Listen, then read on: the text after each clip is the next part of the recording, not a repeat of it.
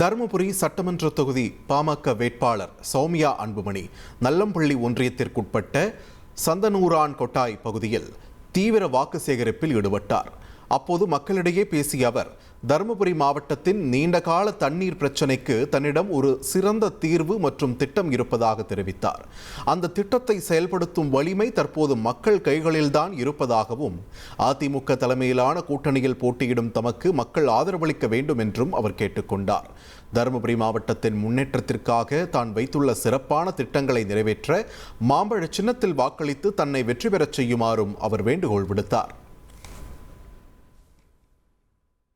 ஆட்சி மாற்ற வேண்டும் என்றால் மாண்புமிகு எடப்பாடியார் அண்ணன் அவங்க ஆட்சி கட்டிலில் அமர வேண்டும்.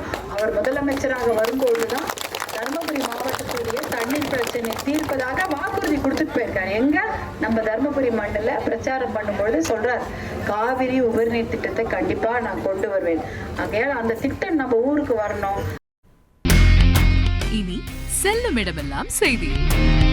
தந்தி டிவியின் வாட்ஸ்அப் சேனலை ஃபாலோ பண்ணினா செல்ல இருக்கும் இடமெல்லாம் செய்தி. இதோ QR கோட் இப்பவே ஸ்கேன் பண்ணுங்க, ஃபாலோ பண்ணுங்க.